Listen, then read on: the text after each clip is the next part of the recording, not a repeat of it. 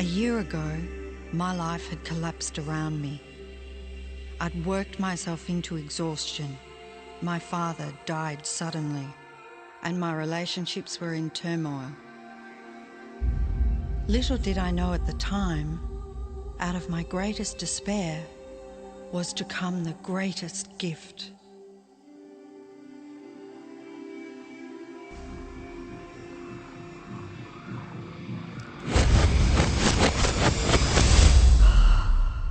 I'd been given a glimpse of a great secret.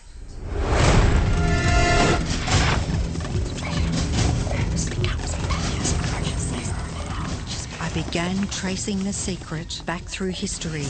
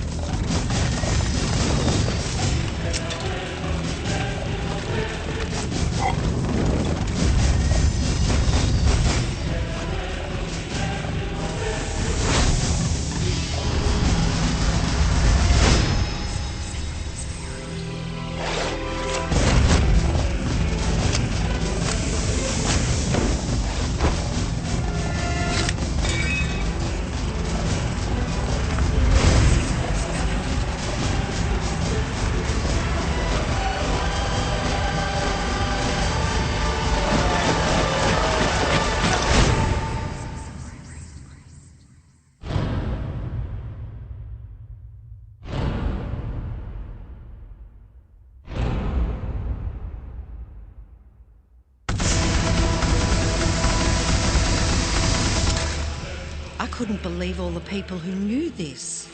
They were the greatest people in history.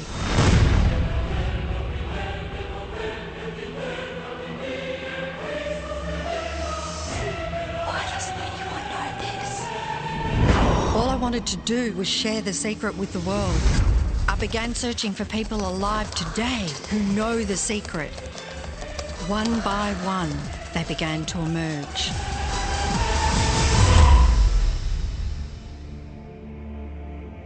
Do you know this secret gives you everything you want? Happiness, health, and wealth.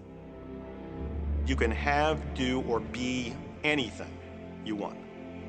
We can have whatever it is that we choose. I don't care how big it is. What kind of a house do you want to live in? Do you want to be a millionaire? What kind of a business do you want to have? Do you want more success? What do you really want? I've seen many miracles take place in people's lives. Financial miracles, miracles of physical healing, mental healing, healing in relationships. All of this happened because of knowing how to apply the secret. This is the great secret of life.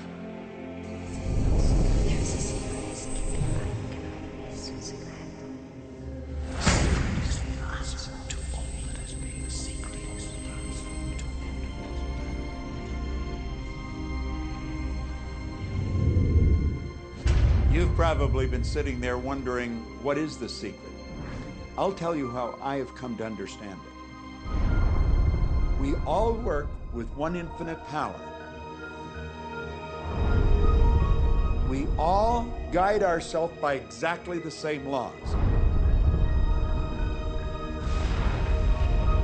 The natural laws of the universe are so precise that we don't even have any difficulty building spaceships. We can send people to the moon, and we can time the landing with the precision of a fraction of a second. I don't care if you're in India, if you're in Australia, New Zealand, Stockholm, or London, or Toronto, or Montreal, or New York. We're all working with one power, one law. It's attraction. The secret is the law of attraction. Everything that's coming into your life, you are attracting into your life. And it's attracted to you by virtue of the images you're holding in your mind. It's what you're thinking. You see, whatever is going on in your mind, you are attracting to you. Now, wise people have always known that. You can go right back to the ancient Babylonians. They've always known this. It's a small, select group of people. Why do you think that 1% of the population earns around 96% of all the money that's being earned? Do you think that's an accident? It's no accident. It's designed that way. They understand something. They understand the secret. And you are being introduced to the secret. The simplest way for me to look at the law of attraction is if I think of myself as a magnet, and I know that a magnet will attract to it. Very basically put, the law of attraction says that like attracts like, but we're really talking at a level of thought. Our job as humans is to hold on to the thoughts of what we want, make it absolute clear in our minds what we want, and from that we start to invoke one of the greatest laws in the universe, and that's the law of attraction. You become what you think about most, but you also attract what you think about most. If you see it in here, you're going to hold it here. And that principle can be summed up in 3 simple words. Thoughts become things. What most people don't understand is a thought has a frequency. Every thought has a frequency. We can measure a thought. And so if you're thinking that thought over and over and over again, or if you're imagining in your mind, okay, having that brand new car, having the money that you need, building that company, finding your soulmate, if you imagine what that looks like, you're emitting that frequency on a consistent basis. Thoughts are sending out that magnetic signal that is drawing the parallel back to you. See yourself living in abundance, and you will attract it. It always works. It works every time with every person. Here's the problem. Most people are thinking about what they don't want, and they're wondering why it shows up over and over and over again. The law of attraction doesn't care whether you perceive something to be good or bad, or whether you don't want it or whether you do want it. It's responding to your thoughts. So if you're sitting there looking at a mountain of debt, feeling terrible about it, that's the signal you're putting out into the universe. Wow, I feel really bad because of all this debt I've got. You're just affirming it to yourself. You feel it on every level of your being. That's what you're going to get more of.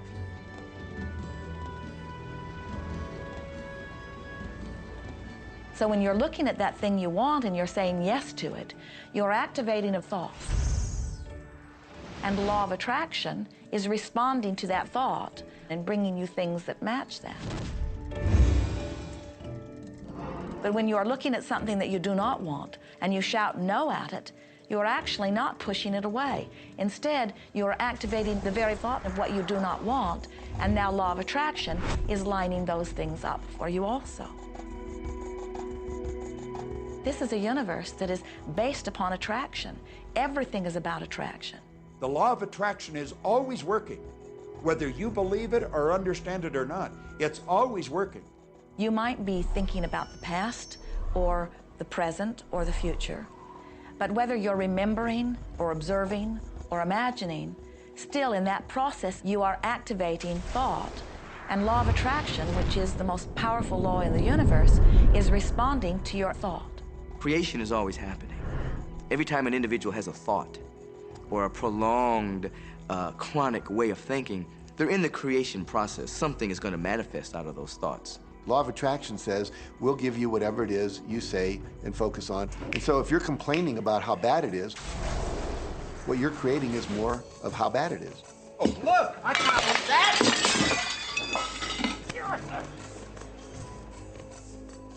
I had a student named Robert.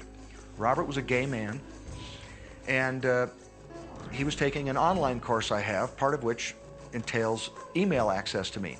And he outlined all of the grim realities of his life. In his job, all the people ganged up on him. And it was constantly stressful because of how nasty they were with him. When he walked down the street, he said every block he was accosted by homophobic people who wanted to abuse him in some way. He was wanting to become a stand-up comedian. And when he went out and did a stand-up comedy job, everybody heckled him about being gay. And his whole life was one of a lot of unhappiness and misery, and it all focused around this idea of being attacked because he was gay. I began to teach him that he was focusing on what he did not want. I directed him back to his email that he sent me and said, read it again. Look at all the things you do not want that you're telling me about. And I can tell you're very passionate about this. When you focus on something with a lot of passion, it makes it happen even faster. And then he really started taking this thing about focusing on what you want to heart. And he began really trying it. What happened within the next 6 to 8 weeks was absolutely a miracle. He said that all the people in his office that had been harassing him either transferred to another department, quit working at the company, or started totally leaving him alone, and he began to love his job. He noticed that when he was walking down the street that nobody came up to him and harassed him anymore. They just weren't there. I'm a very, very gay man. When he went and did his stand-up comedy routines, he started getting standing ovations and nobody was heckling him. His whole life changed because he changed from focusing on what he did not want, what he was afraid of, what he wanted to avoid, to focusing on what he did want. So we may be very positive in our outlook and orientation, and we tend to attract positive people and positive events and circumstances. We may be very negative in our orientation or very angry, in which case we tend to attract negative, angry people and negative, angry circumstances. And so you end up attracting to you the predominant thoughts that you're holding in your awareness, whether those thoughts are conscious or whether they're unconscious. That's the rub. If you look very carefully when it comes to the secret and the power of our mind and the power of our intention in our daily lives, it's all around us. All we got to do is open our eyes and look. You see law of attraction evidenced in your society when you see that the one who speaks most of illness has it, when you see that the one who speaks most of prosperity has it. Law of attraction is evident everywhere around you if you are understanding what it is. It has to do with you being a magnet, attracting thought, attracting people, attracting events, attracting lifestyle. Indeed, everything that you bring into your experience, you bring because of this powerful law of attraction. I mean, I'm not talking to you from the point of view of just wishful thinking or imaginary craziness. I'm talking to you from a deeper, basic understanding. Quantum physics really begins to point to this discovery. It says that you can't have a universe without mind entering into it, that the mind is actually shaping the very thing that is being perceived. Now, if you don't understand it, doesn't mean you should reject it. You don't understand electricity, probably. First of all, no one even knows what electricity is, and yet you enjoy the benefits of it.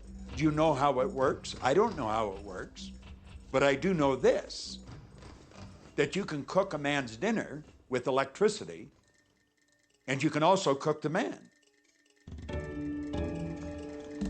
People oftentimes, when they begin to understand the great secret, become frightened of all of these negative thoughts that they have. Two things they need to be aware of. One, it has been proven now scientifically that an affirmative thought is hundreds of times more powerful than a negative thought. So that eliminates a degree of worry right there. You live in a reality where there is this buffer of time, and truly that serves you. You're really not wanting to be in an environment where your thoughts manifest immediately.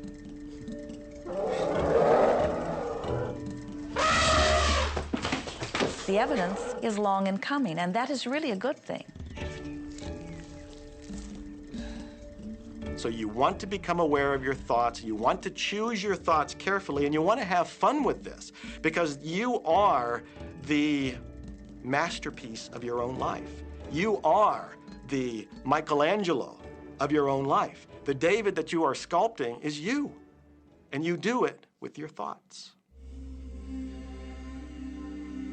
The leaders in the past who had the secret wanted to keep the power and not share the power. So they kept people ignorant of the secret. People went to work, they did their job, they came home. They were on a treadmill with no power because the secret was kept in the few. We live in a universe in which there are laws. Just as there's a law of gravity, if you fall off a building, it doesn't matter whether you're a good person or a bad person, you're gonna hit the ground. Everything that's around you right now in your life, including the things you're complaining about, you've attracted. Now, I know at first blush that's going to be something that you hate to hear. You know, you're going to immediately say, I didn't attract the car accident. I didn't attract this particular client. I didn't particularly attract the debt. I didn't attract whatever it happens to be that you're complaining about. And I'm here to be a little bit in your face and to say, yes, you did attract it. And this is one of the hardest concepts to get. But once you've accepted it, it's life transforming. This is part of the overall giant secret here. And most of us attract by default. We just think that we don't have any control over it. Our thoughts are on autopilot, our feelings are on autopilot, and so everything is just brought to us by default. Now, if this is your first time to hear this, it may feel like, oh, I have to now monitor my thoughts. This is going to be a lot of work. It will seem like that at first, but that's where the fun begins. We do not encourage that you try to monitor your thoughts. That will sort of make you crazy. There are so many thoughts coming to you from so many different directions about so many different subjects. That's where your emotional guidance system comes in. Your emotions, your emotional guidance system is what helps you to understand what you're thinking. So your thoughts cause your feelings. The emotions are this incredible gift that we have to let us know what we're attracting. There are only two emotions from our perspective. One feels good and one feels bad. You call them all sorts of different things, but essentially, all of those negative emotions, whether you call it guilt or anger or frustration, all feel much the same. They do not feel good. And all of those are guidance saying that which you are thinking about right now is not in line with what you are really wanting. On another level, it's called bad frequency or bad vibes or whatever you want to call it. The one that feels good, that feeling of hope or happiness or love, that good feeling, that positive emotion, is guidance saying that which you are thinking right now is in alignment with what you are wanting. So it's really so simple. It's right there. The answer is, what am I attracting right now? Well, how do you feel? I feel good. Well, good. Keep doing that. Our feelings are a feedback mechanism to us about whether we're on track or not, whether we're on course or off course. The better you feel, the more in alignment you are. The worse you feel, the more out of alignment you are. What you are doing as you are moving through the variety of your day-to-day experience is you are offering thoughts that are literally formulating your future experience. And you can tell by the way you feel if the things that you're moving toward will please you when you get there.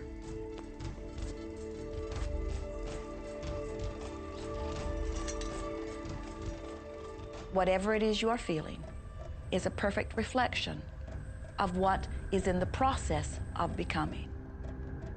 And you're getting exactly what you're feeling about, not so much what you're thinking about. That's why people, if they stub their toe out of bed, they tend to spiral.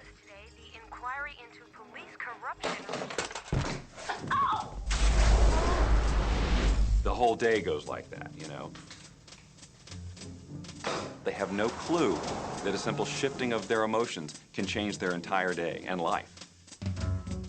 If you start out having a good day and you're in that particular happy feeling, as long as you don't allow something to change your mood, you're going to continue to attract, by the law of attraction, more situations, circumstances, people that sustain that happy feeling. Good days, bad days, rich get richer, poor get poorer. It's all about what these people are predominantly and continually feeling. You can begin right now to feel healthy. You can begin to feel prosperous. You can begin to feel the love that's surrounding you, even if it's not there. And what will happen is the universe will correspond to the nature of your song. The universe will correspond to the nature of that inner feeling and manifest, because that's the way you feel. So basically, what you focus on with thought and feeling is what you attract into your experience, whether or not it's something you want. What you think and what you feel and what manifests is always a match. every single time, no exception. It's hard to swallow. But when we can begin to open ourselves up to that, the ramifications are awesome. It means that whatever thought has done in your life, it can be undone through a shift in your awareness.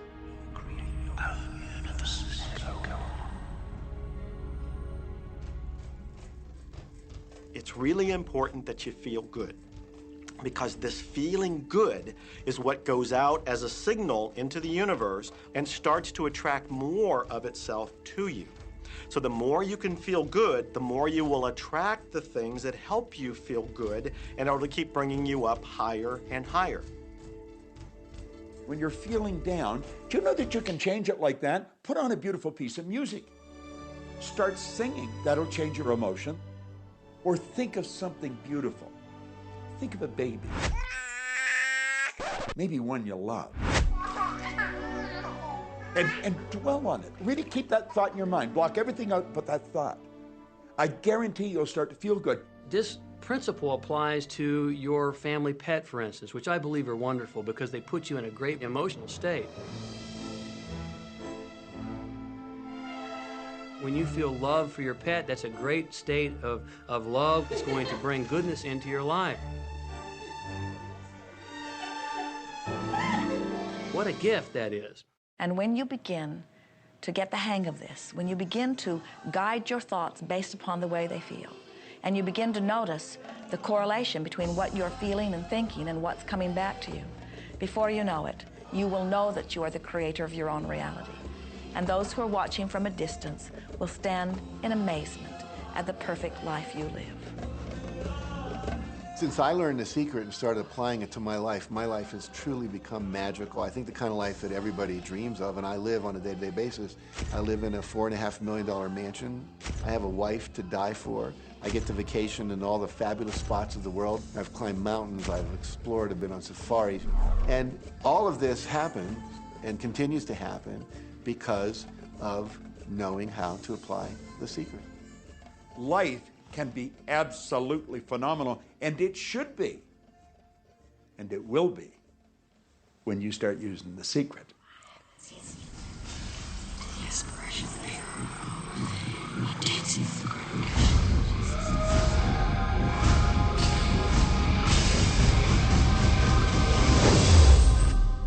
Well, a lot of people ask me what their job is in the creative process and what the job of the universe is. So let's look at that for a moment. Let's use this metaphor. If you think about Aladdin and his lamp, you've probably heard of that one. I mean, Aladdin picks up the lamp and he dusts it off, and out pops the genie.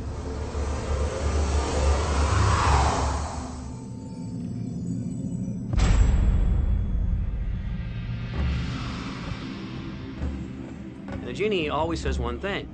Your wish is my command. If you trace the story back to its origins, you know, we now think that there's 3 wishes, but if you trace the story back to its origins, there's absolutely no limit whatsoever to the wishes. Think about that one. Now, let's take this metaphor and blow it out and apply it to you in your life. Remember, Aladdin is the one who always asks for what he wants. Then you've got the universe at large, which is this grand genie, and traditions, you know, have called it so many different things. Your holy guardian angel, your higher self. I mean, we could put any label on it, and you choose the one that works best for you. But every tradition has told us there's something bigger than us. And the genie always says one thing. Your wish is my command. So we like to say to you that the creative process is a 3-step process. Step 1 is you must ask for what you want. You do not need to use words to ask. In fact, the universe is not even hearing words from you. The universe is responding completely to your thought.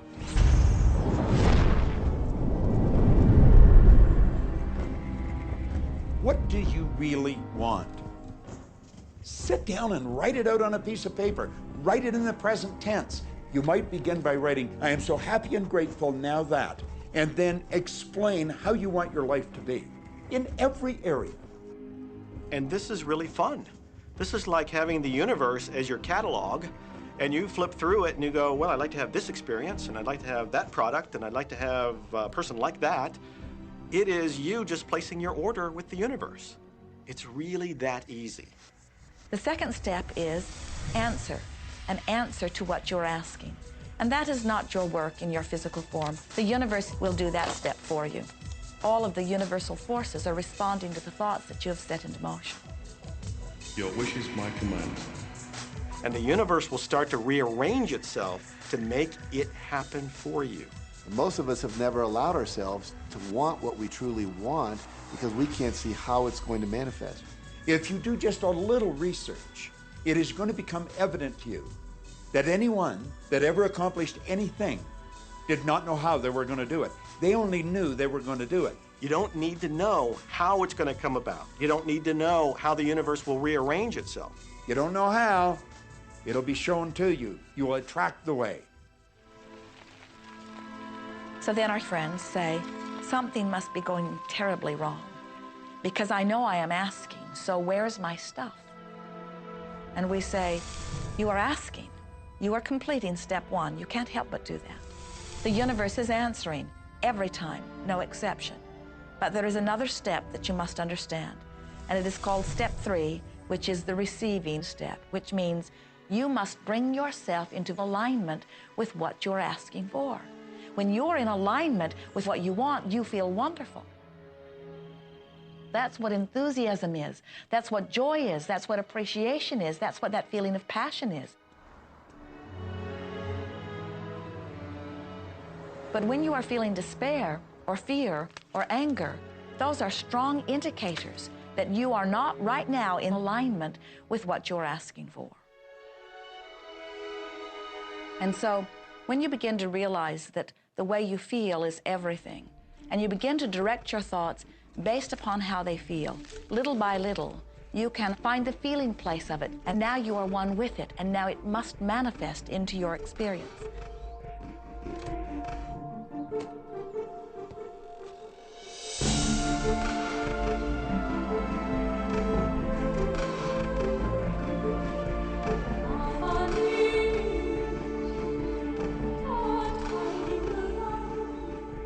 And when you turn that fantasy into a fact, you're in the position to build bigger and better fantasies. And that, my friend, is the creative process. So the law of attraction, the study and practice of the law of attraction is just figuring out what will help you generate the feelings of having it now. Go test drive that car. Go shop for that home. Get in the house. Do whatever you have to do to generate the feelings of having it now and remember them. Whatever you can do to do that will help you to literally attract it. It could be you wake up and it's just there, it's manifest. Or you might get some inspired idea of some action to take. You certainly shouldn't be going, well, I could do it this way, but man, I would hate that, because you're not on the right track if that's the case. Action will sometimes be required, but if you're really doing it in line with what the universe is trying to deliver, it's going to feel joyous, you're going to feel so alive, time will just stop, you could do it all day. The universe likes speed. Don't delay, don't second guess, don't doubt. When the opportunity's there, when the impulse is there, when the intuitive nudge from within is there, act. That's your job. And that's all you have to do. You will attract everything that you require. If it's money you need, you'll attract it. If it's people you need, you'll attract it. If it's a certain book you need, you'll attract it. You've got to pay attention to what you're attracted to. Because as you hold images of what you want, you're going to be attracted to things and they're going to be attracted to you. But it literally moves into physical reality with and through you. And it does that by law. You can start with nothing. And out of nothing and out of no way, a way will be made. Think of this, a car driving through the night, the headlights only go 100 to 200 feet forward. And you can make it all the way from California to New York, driving through the dark, because all you have to see is the next 200 feet. And that's how life tends to unfold before us. And if we just trust that the next 200 feet will unfold after that, the next 200 feet will unfold after that, your life will keep unfolding, and it will eventually get you to the destination of whatever it is you truly want, because you want it.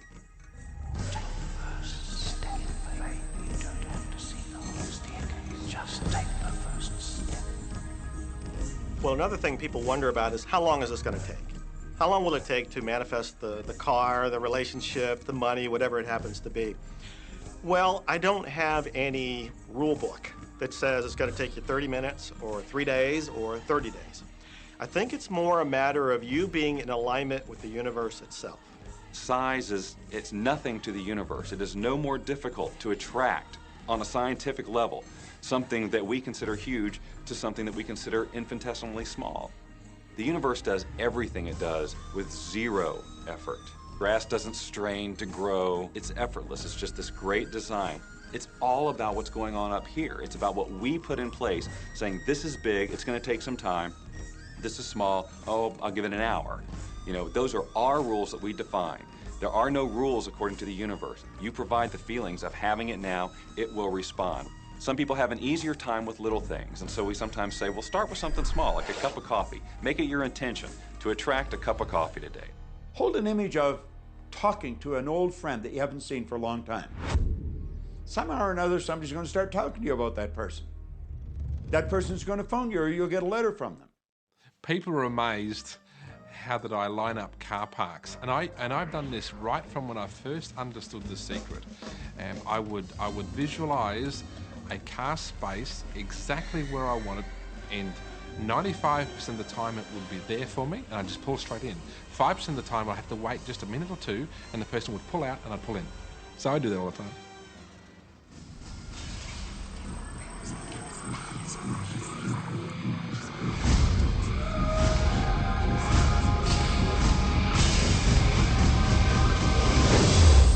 A lot of people feel stuck or in prison or confined by their current circumstances. And I'm trying to point out that whatever your circumstances right now, that is only your current reality. And current reality will begin to change as a result of watching this and beginning to use the secret. But sometimes it feels like you're stuck because you continue to think the same thoughts over and over again.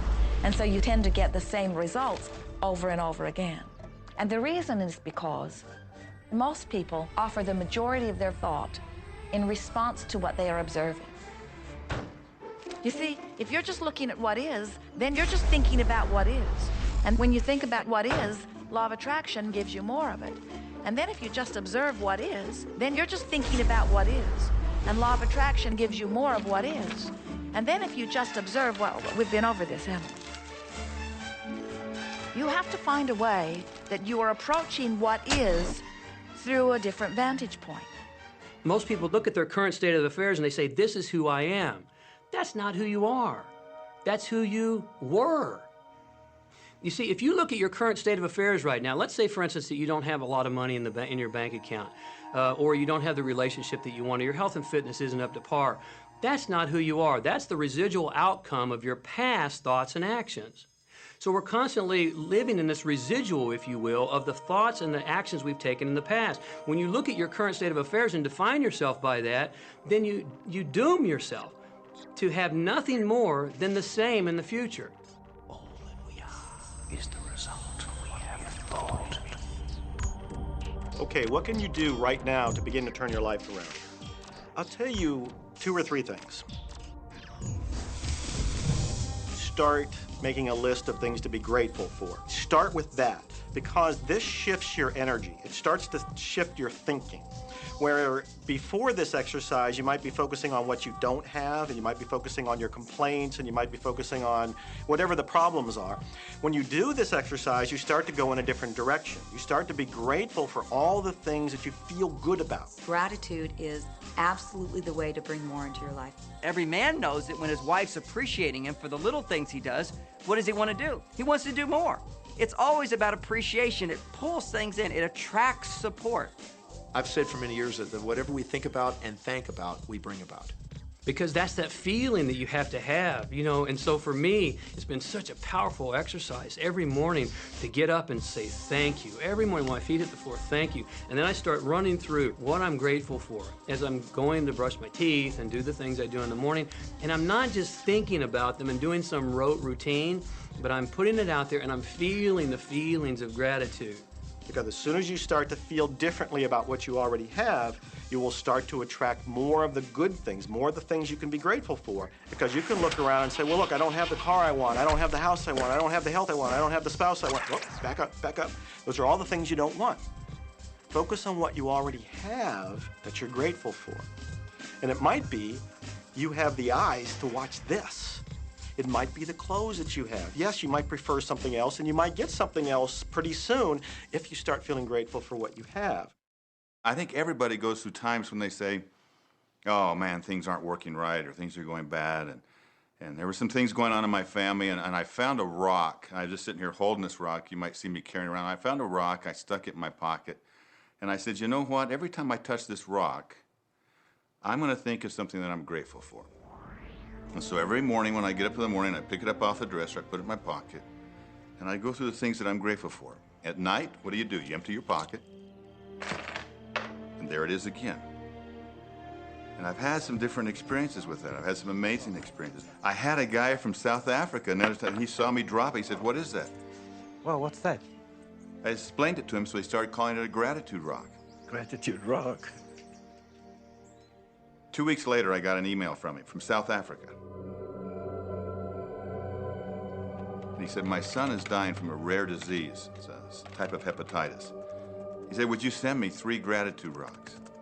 Now, they're just rocks I found off the street, you know? So I said, sure. I had to make sure that the rocks were very special.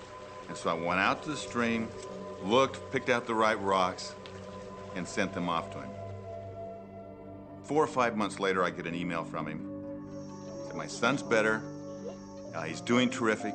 And he said, but you need to know something. He says, we've sold over 1,000 rocks at $10 a piece as gratitude rocks, and we've raised all this money for charity. Thank you very much. And so it's very important to be in an attitude of gratitude, as I call it. Another thing that I would suggest that you do right now to turn your life around, and this is so huge that I can't find the words to describe just how powerful this can be for you.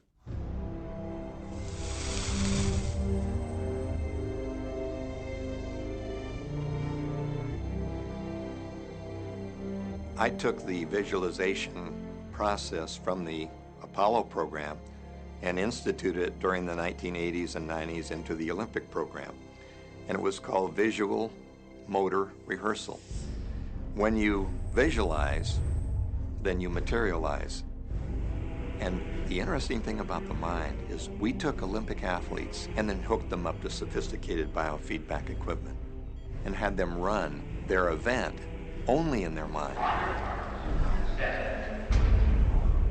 Incredibly, the same muscles fired in the same sequence when they were running the race in their mind as when they were running it on the track. How could this be?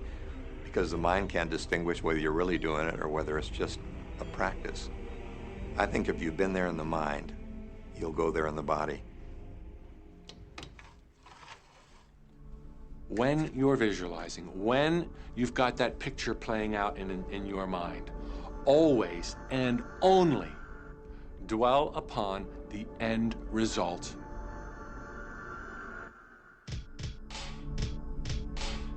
Here's an example. Look at the back of your hands right now. Really, look at the back of your hands. The color of your skin, the freckles, the blood vessels, the rings, the fingernails, the fake fingernails. Take in all those details right before you close your eyes. And then see those hands, your fingers, wrapping around the steering wheel of your brand new car.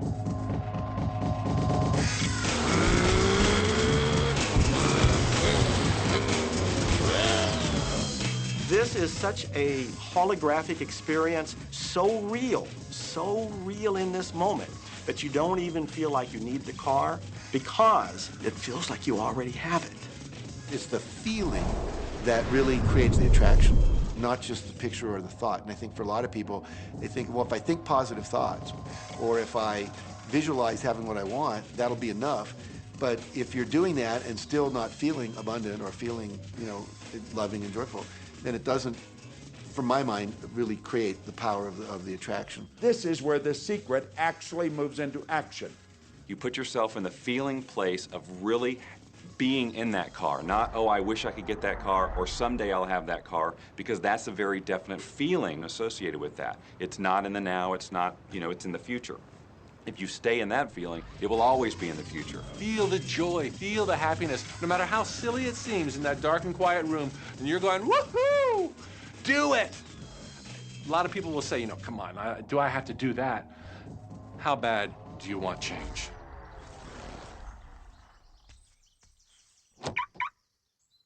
Now that feeling and that inner seeing will begin to be an open doorway through which the power of the universe will begin to express. What power I cannot say. All I know is that it exists. Our job is not to figure out the how. The how will show up out of the commitment and the belief in the what. The hows are the domain of the universe. It always knows the shortest, quickest, fastest, most harmonious way between you and your dream. If you turn it over to the universe, you will be surprised and dazzled by what is delivered to you. This is where magic and miracles happen. Well, I would say you want to do this virtually daily, but my disclaimer is this should never be a chore. What's really bottom line importance here to the whole secret is feeling good. You want to feel exhilarated by this whole process. You want to be high, happy, in tune as much as possible. The only difference between people who really are living this way and people who aren't, living in the magic of life, is that the people who are living in the magic of life have habituated ways of being. They have habituated this process, and magic happens with them wherever they go, because they remember it and they do it all the time, not as a one-time event. People hold that for a while, and they're really a champion at it. And they say, you know what, I'm fired up, I saw this program, and I'm gonna change my life. And yet, you know, results aren't showing, and beneath the surface, it's just about ready to break through. And someone will look at the surface results and go, this stuff doesn't work. And you know what? The universe says, your wish is my command. And it goes down. You know, knowing the law of attraction, I wanted to really put it to use and to see if it was, you know, what would happen. And in 1995, I started to create something called a vision board, where I take something that I would want to achieve, or something that I want to attract, like a car or a watch or the soulmate of my dreams, and I'd put a picture of what I wanted up on this board called the vision board. And every day I would sit in my office and I would look up at this board and I would start to visualize. I would really get into the state of having already acquired it. And I was getting ready to move as we put all the furniture, all the boxes put into storage. And I made 3 different moves over a period of 5 years. And then I ended up in California and bought this house, renovated it for a year, and then had all the stuff brought from my former home 5 years earlier. One morning, about 7:30 in the morning, my son comes into my office, and one of the boxes that was sealed for 5 years was right at the doorstep. And my son, Keenan, was sitting on the box, banging away at the box, and I said, sweetheart, will you please stop me? I'm doing some work here. And he says, what's in the boxes, Daddy? and I said, well, honey, those are my vision boards. What's a vision board? I said, well, it's where I put all my goals up. I cut them out and I put all my goals up as something that I want to achieve in my life. And of course, at 5.5 years old, he didn't understand it. So I said, sweetie, let me just show you, because that'll be the easiest way to do it. And so I cut the box open. And when I pulled up the vision boards, there was a picture on there of a home that I was visualizing 5 years earlier. And what was shocking to me was we were living in that house, not a house like it. I had bought my dream home, renovated it, and didn't even know it. But I looked at that house, I started to cry because I was just blown away. Why are you crying? Honey, I finally understand how the law of attraction works. I finally understand the power of visualization. I finally understand everything that I've read, everything that I've worked with my whole life, the way I've built companies. It worked for my home as well. And I bought our dream home and didn't even know it.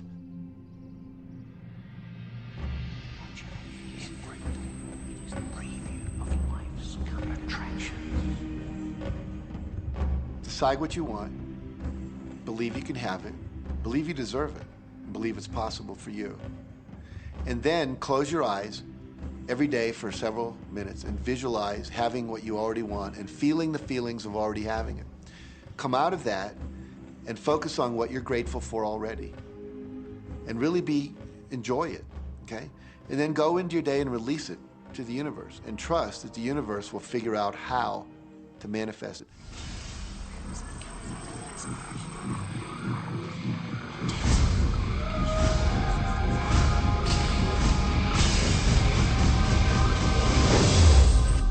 No, The Secret was definitely a real transformation for me because I grew up in a family where my dad was very negative, thought that rich people were people that had ripped everyone off, thought that anyone who had money, must have deceived somebody.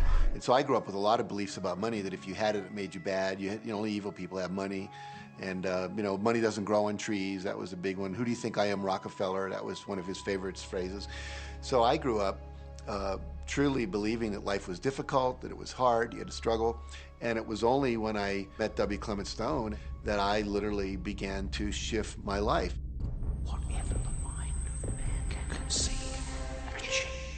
When I was working with Stone, he said, I want you to set a goal that's so big that if you achieved it, it would blow your mind. And you would know it's only because of what I've taught you that you would have achieved this goal. Well, at the time, I was making about $8,000 a year. And for some reason, I wanted something that was really measurable. So I said, I want to make $100,000 in a year. Now, I had no idea how I could do that. I saw no strategy, no possibility, but I just said, I'm going to declare that, I'm going to believe it, I'm going to act as if it's true, and release it. And so I did that. And one of the things he taught me was every day to close your eyes and visualize the goal as if it's already achieved. And I had actually made a $100,000 bill that I put on the ceiling. So the first thing I'd see when I woke up, I'd look up and there it was, and it would remind me that this was my intention. And then I would close my eyes and visualize having this $100,000 a year lifestyle. And interestingly enough, nothing major happened for about 30 days. I didn't have any great breakthrough ideas. No one was offering me more money. And all of a sudden, I was in the shower. It was about 4 weeks into it, and I had a $100,000 idea. It just came right into my head. I had a book I had written, and I said, if I could sell 400,000 copies of my book at a quarter each, that'd be $100,000. Now, the book was there, but I never had this thought. And one of the secrets, I think, is that when you have inspired thought, you have to trust it, and you have to act on it. Now, I didn't know how to do that. I didn't know how I was going to sell 400,000 copies. We'd never done that. And then I saw the National Enquirer at the supermarket. I had seen that millions of times, and it was just background. And all of a sudden, it jumped out of me as foreground, and I thought, wow, if readers knew about my book, certainly 400,000 people would go out and buy it. And about 6 weeks later, I gave a talk at Hunter College in New York to 600 teachers, and this lady comes up at the end and she says, that was a great talk. I'd like to interview you. Let me give you my card. And I said, who do you write for? I'm a freelancer, but I sell most of my stuff to the National Enquirer. And I had this little theme from the Twilight Zone went off in my head. Na, na, na, na, na, na, na. You're like, whoa, this stuff's really working. So that article came out, and our book sales started to take off. But the point I want to make is that I was attracting into my life all these different events, including this person. And to make a long story short, I did not make $100,000 that year. We made $92,327. But do you think we were like depressed and going, this doesn't work? No, we were going, whoa, this is amazing. And so my wife said to me, wow, if it works for 100,000, you think it'll work for $1 million? And I said, I don't know. I think so. Let's try it. My publisher actually wrote me a check as a royalty check for our first Chicken Soup for the Soul book. And he actually put a smiley face in his signature because it was the first $1 million check he'd ever written. And so I know from my own experience, because I wanted to test it, does this secret really work? And when we put it to the test, it absolutely worked. And now I live my life from that every single day. Well, I can just imagine what a lot of people that are watching this are thinking. And that is, how can I attract more money into my life? How can I get more of the green stuff? How can I get more wealth and prosperity? How can I, when I love my job, deal with the credit card debt that I have? And the realization that maybe there's a ceiling on the money that can come in because it's coming to me through my job. How can I bring in more? Intend it. This goes back to one of the things we've been talking about throughout the whole secret. Your job is to declare what you would like to have from the catalog of the universe. Well, if cash is one of them, say how much you would like to have. I would like to have $25,000 unexpected income within the next 30 days. or whatever it happens to be. It should be believable for you. Most people have a goal of getting out of debt. That'll keep you in debt forever. Whatever you're thinking about, you will attract. You'll say, but it's get out of debt. I don't care if it's get out or get in. If you're thinking debt, you're attracting debt. Set up an automatic debt repayment program and then start to focus on prosperity. So many times people say to me, well, I'd like to double my income in the next year. But then you look at their actions and they're not doing the things that are going to make that happen. And they'll turn right around and go, well, I can't afford that. Okay, guess what? Your wish is my command. As you are fussing about not having enough money, as you are talking to your friend about not having enough money, as you are feeling unhappy about not having enough money, you are actually activating within yourself or continuing the activation of a thought that is very different from the desire that you have launched. What it just comes down to is you just can't want more money and focus upon not enough. When I first understood The Secret, I was getting bills. Every day I'd get a bunch of bills in the mail. And I thought, how do I turn this around? The law of attraction states that what you focus on, you will get. So I got a bank statement. I whited out the total and I put a new total in there. I put exactly how much I wanted to see in the bank. So I thought, what if I just visualize checks coming in the mail? So I just visualize a bunch of checks coming in the mail. Within just 1 month, things started to change. And it is amazing. Today, I just get checks in the mail. I get a few bills, but I get more checks than bills. I grew up on you have to work hard for money, you have to work hard for money. And so I replaced that with money comes easily and frequently. Now, in the beginning, it feels like a lie, right? There was a part of your brain that will say, oh, you liar, it's hard. So you have to know it's this little tennis match that will go on for a while. When it comes to creating wealth, wealth is a mindset. It's all about how you think. I'd say 80% of my coaching that I do one-on-one with folks is about their psychology and the way they think. And I know when people are listening, they say, oh, well, you can do it, I can't. Every person has the capability to change the way they're in a relationship and conversation with money. I find so many people who maybe make a tremendous amount of money, but their relationships stink. That's a technical term, by the way. And that's not wealth. It really isn't. You can go after the money and you might get rich, but it doesn't guarantee you'll be wealthy. I'm not suggesting that money isn't a part of wealth. It absolutely is, but it's only a part. And then I meet a lot of people who are quote unquote spiritual, but they're sick and broke all the time. That's not wealth either. Life is meant to be abundant in all areas. Many people in Western culture are striving for success. They want to have the home, they want their business to work, they want all of these things. But what I found in my research is that having those things certainly doesn't guarantee what we really want, which is happiness. And that's when all those outer things come. They don't come from going after them first to get happiness. It's backwards. You go for the sense of inner joy, of inner peace, of inner vision first, and then all the other things from the outside appear.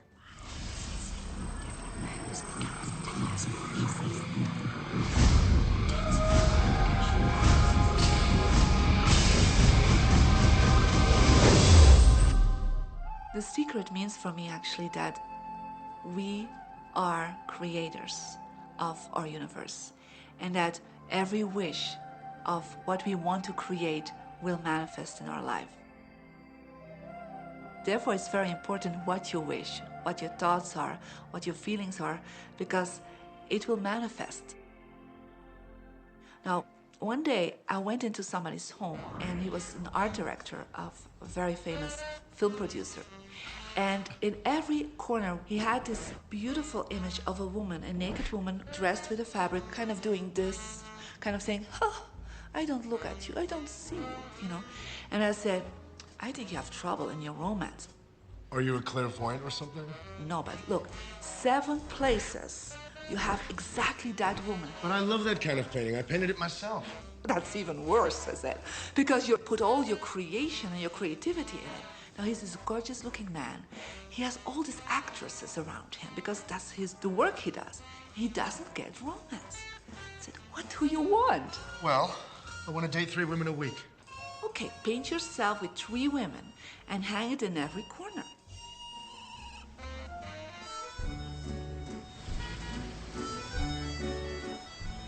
6 months later, see him in Europe and said, how is your love life? Great. They just call me. They all want to date me. Because that's your wish. Now I have like 3 dates a week. They're fighting over me. Good on you. But I really want to stabilize a little bit. I want marriage, and I want romance. Well, paint it, okay? So he painted a beautiful romantic relationship. And a year later, he got married and is very happy. Because he put another wish out. But he wished it in himself for years, but it did not happen. Because his wish could not manifest because the outer level of himself, his house, was just contradicting himself all the time. So if you know this knowledge, you should start playing with it. Inside relationships, it's important to first understand who's coming into the relationship. And I don't mean about your partner, I mean about you. How can you ever expect anyone else to enjoy your company if you don't enjoy your own company? And so, again, the law of attraction or the secret is about bringing that into your life, and you've got to get really, really clear. Here's the question I would ask you to consider. Do you treat yourself the way that you want other people to treat you? You become the solution for you. Don't now you owe me and you need to give me more. Instead, give more to yourself. Take time off to give to yourself, in a sense, to fill yourself up to fullness, to where now you can overflow in giving. I got into many relationships expecting my partner to show me my beauty. I needed to see him showing me my beauty because I didn't feel beautiful. Because when I was growing up, my sheroes were Charlie's Angels, or the Bionic Woman, Wonder Woman. And though they were wonderful women, none of them looked like me. It wasn't until I stopped and I fell in love with Lisa, full lips, round hips, mocha skin, afro, that the rest of the world began to fall in love with Lisa. There's something so magnificent about you. I have been studying me for 44 years. I want to kiss myself. Because you're going to get to love yourself. I'm not talking about conceit. I'm talking about a healthy respect for yourself. And as you love yourself, you'll love others. Sometimes people will say, those people at work are so negative, or the man I live with is so angry, or my children are so worrisome to me. And we say, you must orient yourself to the best part of those people who surround you. We encourage that you get a notebook and that you make a list of the positive aspects of the people that you spend a lot of time with.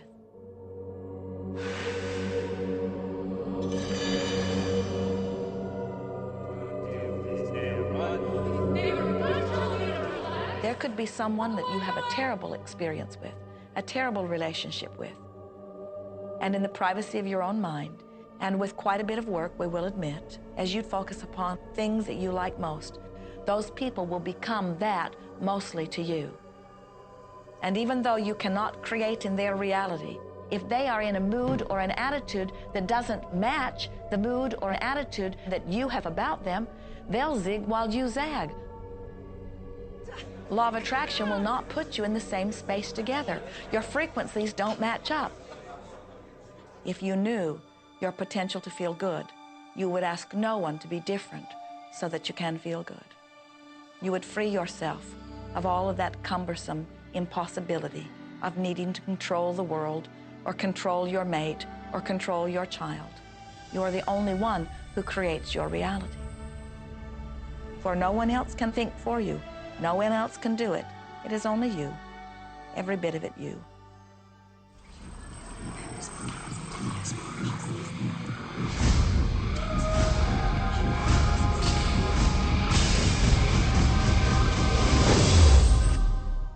It's important to recognize that our body is really the product of our thoughts.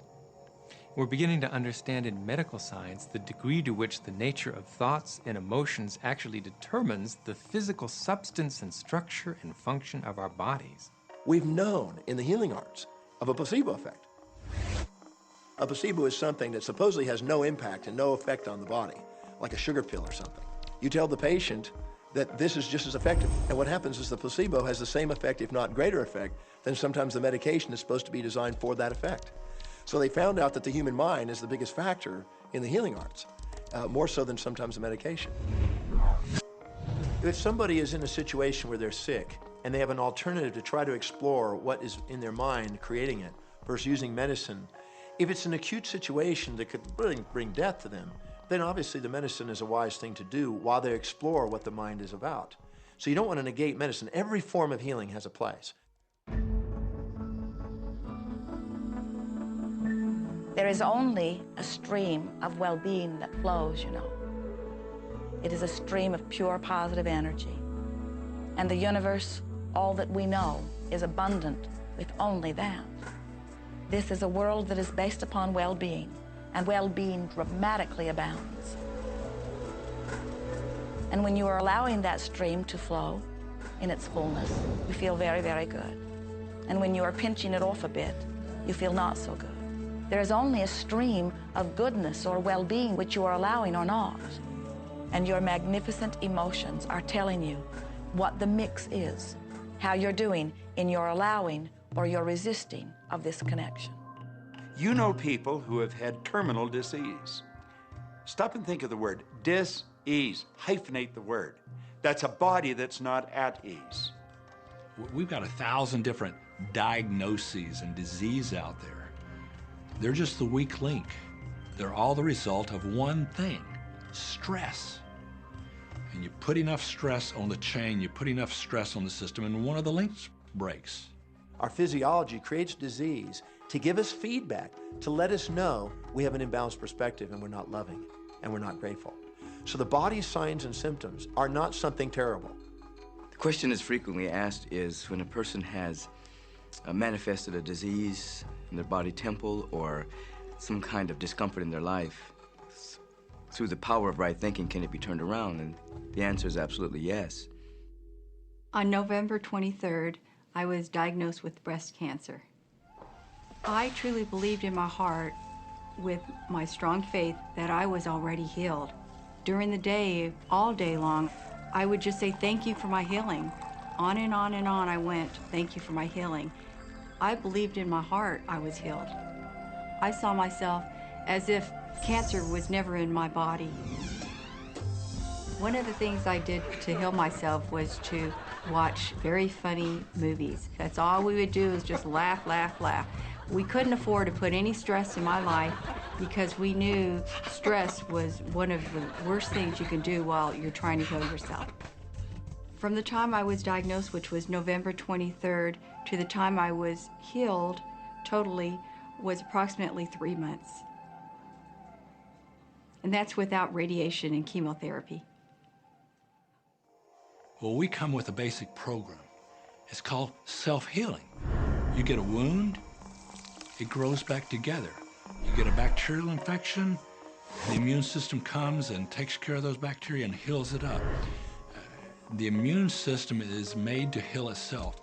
Dis-ease cannot live in a body that's in a healthy emotional state. Your body is casting off millions of cells every second, and it's creating millions of new cells. In fact, literally, parts of our body are replaced every day. Other parts take a few months, other parts a couple of years.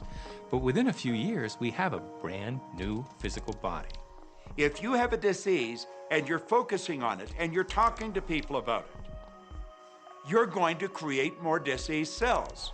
See yourself living in a perfectly healthy body. Let the doctor look after the disease. Can you feel the difference between having painful arthritis in your hips and feeling fearful about it, or having painful arthritis in your hips and feeling hopeful about it? The difference between fearful and hopeful is the difference between recovery or not.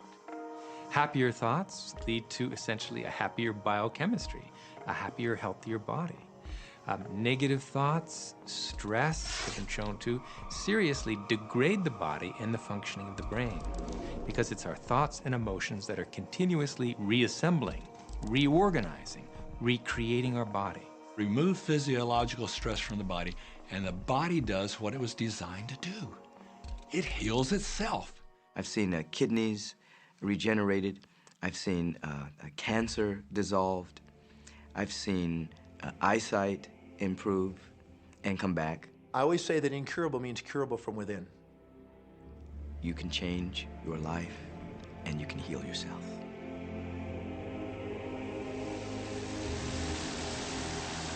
Well, my story begins on March 10, 1981. It really changed my whole life. It was a day I'll never forget. I crashed an airplane.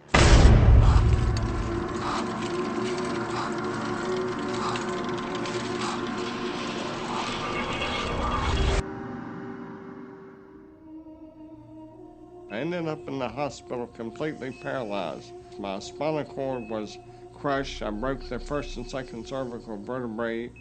My swallowing reflex was destroyed. I couldn't eat or drink. My diaphragm was destroyed. I couldn't breathe. All I could do was blink my eyes.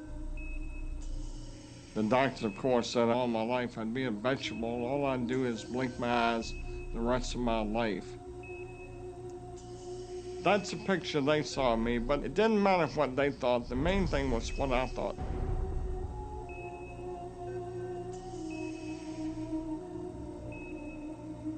I picture myself being a normal person again, walking out of that hospital. The only thing I had to work with in the hospital was my mind. As long as you have your mind, you can put things back together again. I was hooked to a respirator, and they said I'd never breathe on my own again because my diaphragm was destroyed. But this little voice kept saying to me, breathe deep, breathe deep.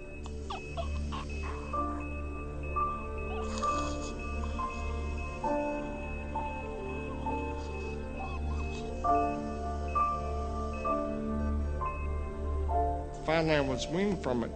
They were at a loss for an explanation. See, I could not afford to allow anything to come in my mind that would distract me from my goal and from my vision.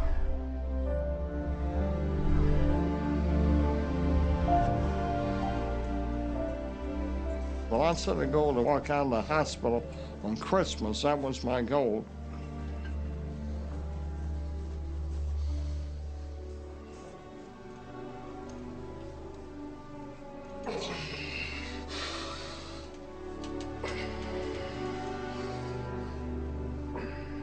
Months later, I walked out of the hospital on my own 2 feet. They said it couldn't be done. That's a day I will never forget. For people that are sitting out there right now watching this program that are hurting, if I wanted to sum up my life and sum up for people what they can do in life, I would sum it up this way in 6 words. Man becomes what he thinks about.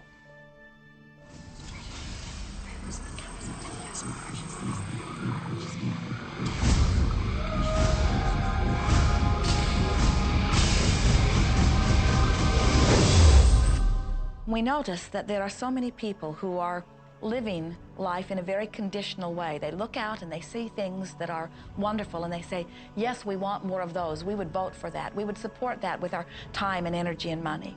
But then they look out and they see things that they do not want, terrible things that they do not want to live and that they do not want to see others live. And they say, we've got to do something about getting rid of those things. But they don't realize that as they push against the unwanted, they add power to it. In this world, there is a war against poverty and a war against cancer and a war against teenage pregnancy and a war against terrorism and a war against violence and a war against terrorism. We mentioned that there's a war against terrorism, and all of this pushing against is only adding to, because you can't say no and make it go away. When you shout no, law of attraction is lining that up. The reason that what you resist persists is because if you're resisting something, you're saying, no, I don't want this thing because it makes me feel this way, the way I'm feeling right now. So you're just putting out this really strong emotion of, wow, I really don't like this feeling, and it's there, and it just comes racing towards you. You know, the anti-war movement creates more war. The anti-drug movement has actually created more drugs because we're focusing on what we don't want, drugs. People will say, well, shouldn't I focus upon that? That is true. And we say, that is like saying, because someone gave their attention to something they did not want long enough that now it is manifested, I should do it too. And we say, we don't really understand that reasoning. Mother Teresa was brilliant. She said, I will never attend an anti-war rally. If you have a peace rally, invite me. You know, she knew. She understood the secret. I mean, look what she manifested in the world. So if you're anti-war, be pro-peace.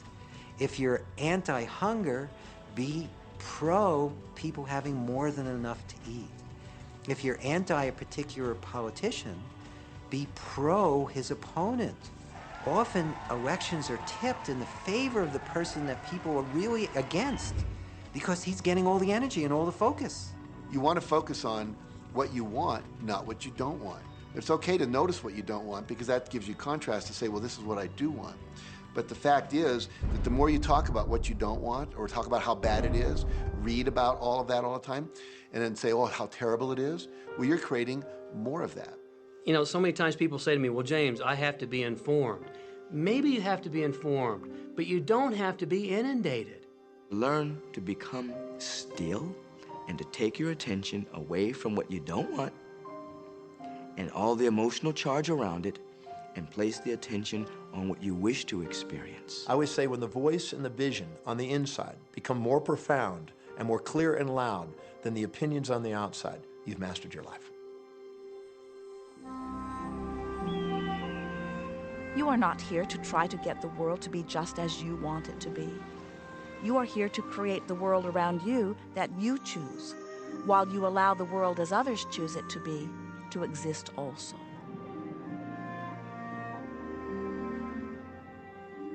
One of the questions I get almost all the time, and it's probably on somebody's mind right now if it's not on yours, and that's the idea that, well, if everybody uses The Secret and they all treat the universe like a catalog, aren't we going to run out of stuff? Won't everybody just make a run for it and bust the bank?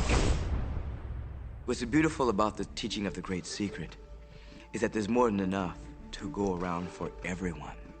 There is a lie that acts like a virus within the mind of humanity. And that lie is there's not enough good to go around. There's lack, and there's limitation, and there's just not enough. That lie has people living in fear, greed, stinginess, and those thoughts of fear, greed, stinginess, and lack become their experience. So the world has taken a nightmare pill. Now the truth is, there's more than enough good to go around. There's more than enough creative ideas.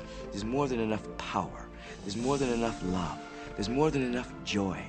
All of this begins to come through a mind that is aware of its own infinite nature. Every great teacher who's ever walked the planet has told us that life was meant to be abundant. And so just when we think that resources are dwindling, we find new resources to achieve the same things. And so even though we say we have lack, it's because we don't open up our vision and see all of what's around us. You know, when everybody starts to live from their heart and go for what they want, they don't go for the same things. That's the beauty of this. We don't all want BMWs. We don't all want the same person. We don't all want the same experiences. We don't all want the same clothing. We don't all want fill in the blank.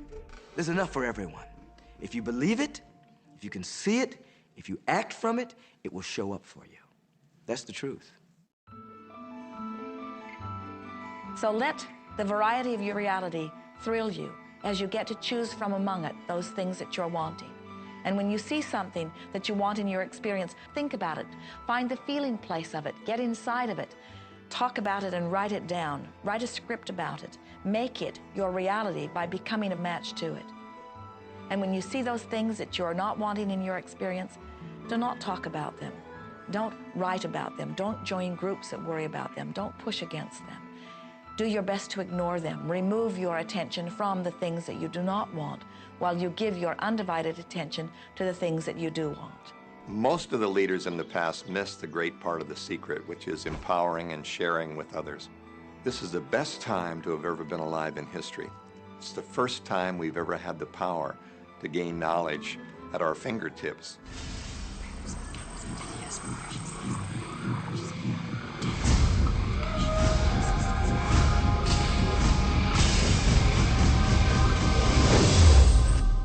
When we look around us, even at our own bodies, what we see is the tip of the iceberg. Think of this for a moment. Take your hand and look at it. Now, your hand looks solid, but it's really not. If you put it under a proper microscope, you'd see a massive energy vibrating. Everything is made up of the exact same thing, whether it's your hand, whether it's the ocean, or whether it's a star. Everything is energy. And let me help you understand that just a little bit.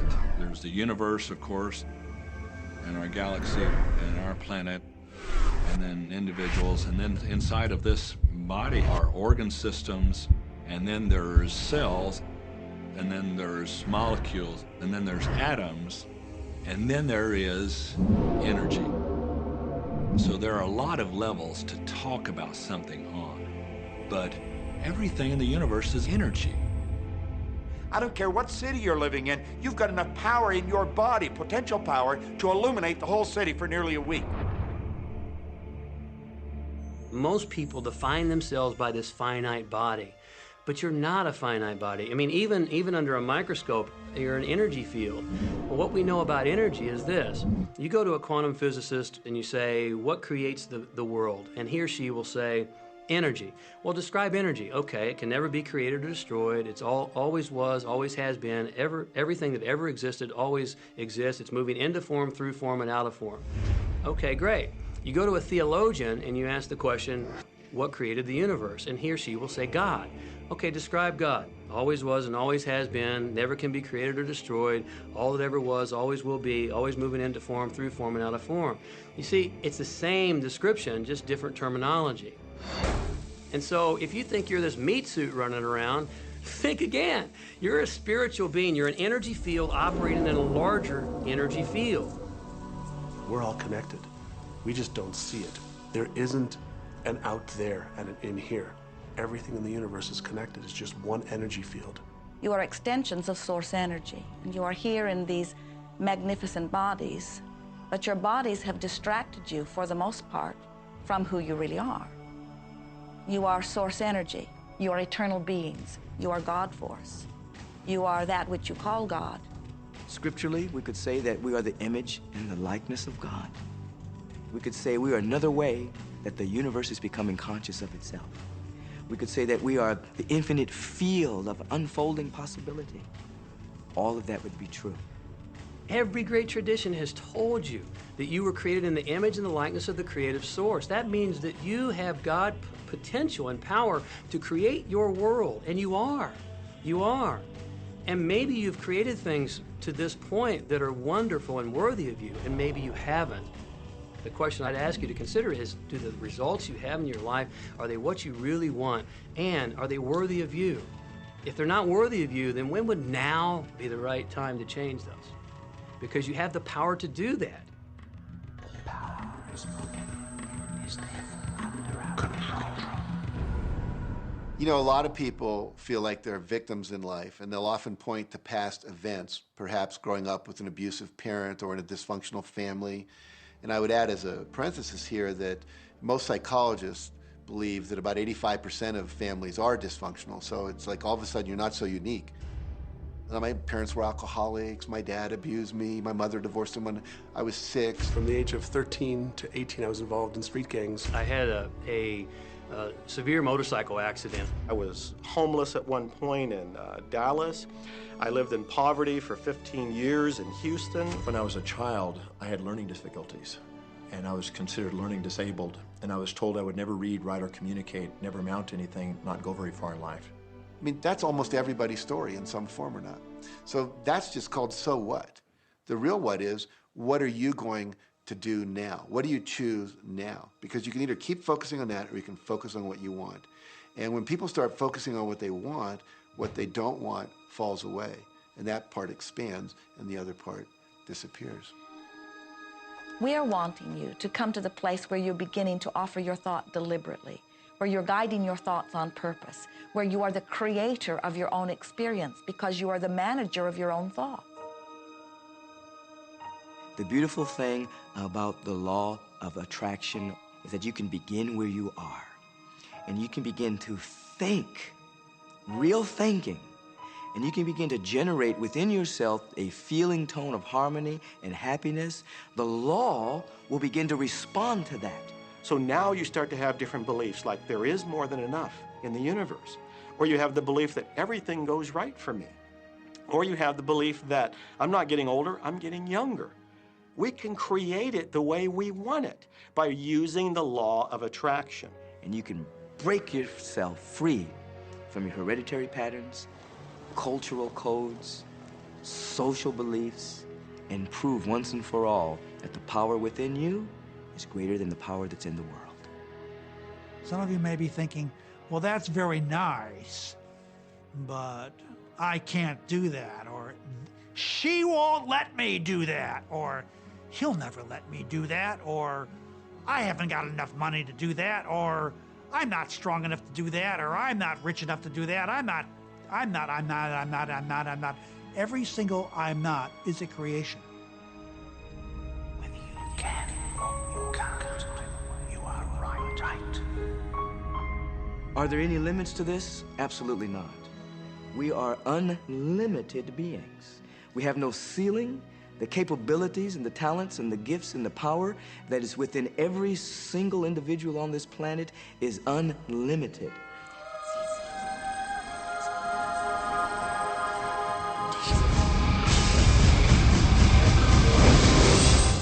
There is no blackboard in the sky on which God has written your purpose, your mission in life. There's no blackboard in the sky that says, Neil Donald Walsh, a handsome guy who lived in the first part of the 21st century, who, colon, then there's a blank, you know, and all I have to do to really understand what I'm doing here, why I'm here, is to find that blackboard and find out what God really has in mind for me. But the blackboard doesn't exist. So your purpose is what you say it is. Your mission is the mission you give yourself. Your life will be what you create it as, and no one will stand in judgment of it, now or ever. It took a lot of years for me to get this, because I grew up very much with this idea that, you know, there was something I was supposed to do, and if I wasn't doing it, I was like, God wouldn't be happy with me, you know? When I really got that my primary aim was to feel and experience joy, then I began to do only those things which brought me joy. We have a saying, you know, if it ain't fun, don't do it, you know? Joy, love, freedom, happiness, laughter.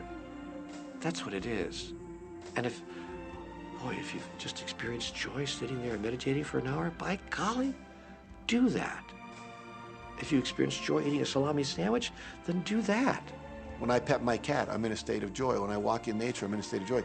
So I want to constantly put myself in that state. And when I do that, then all I have to do is have the intention of what I want, and what I want manifest. So inner happiness actually is the fuel of success. Anything that makes you feel good is always going to be drawing in more. You are listening to this right now. It's you that drew this into your life. It's your choice whether you want to take it and utilize it. If it feels good, if it doesn't feel good, then you know, let it go. Find something that feels good, that resonates with your heart.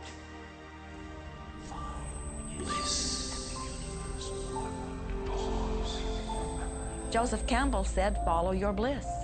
We think those are the best words we have ever heard spoken from a human tongue. And if one could follow one's bliss, you would follow the trail to abundance and well-being on all subjects. Enjoy life with us, because life is phenomenal. It's a magnificent trip. You will live in a different reality, a different life, and people will look at you and say, what do you do different than me? Well, the only thing that is different is that you work with the secret.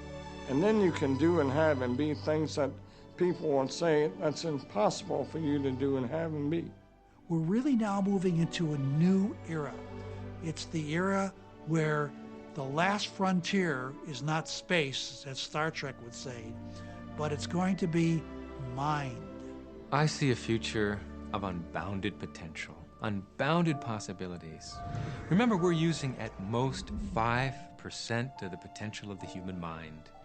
100% human potential is the result of proper education. So imagine a world where people were using their full mental and emotional potential, We could go anywhere. We could do anything, achieve anything. See yourself with the good that you desire. Every religious book tells us that. Every great book on philosophy, every great leader, all the avatars who have ever lived, go back and study the wise ones. Many of them have been presented to you in this program. You know what? They all understood one thing. They understood the secret. Now you understand it. And the more you use it, the more you'll understand it. You may be feeling that it would be easier to be hearing these words if they had come to you the first day of your experience upon this earth. And if we were talking to you on your first day of physical life experience, we would say to you, welcome to planet Earth.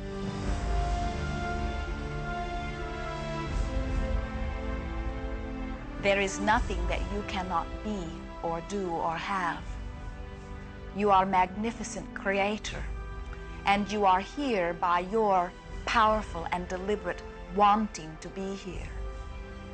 Go forth, giving thought to what you are wanting, attracting life experience to help you decide what you want. And once you have decided, giving thought only unto that. Most of your time will be spent collecting data that will help you decide what it is you want. But your real work is to decide what you want and then to focus upon it. For it is through focusing upon what you want that you will attract it. That is the process of creating. I believe that you're great, that there's something magnificent about you. Regardless of what has happened to you in your life, regardless of how young or how old you think you might be, the moment you begin to think properly, there's something that is within you, there's power within you that's greater than the world, it will begin to emerge. It will take over your life. It will feed you. It will clothe you. It will guide you, protect you, direct you, sustain your very existence if you let it. Now that is what I know for sure.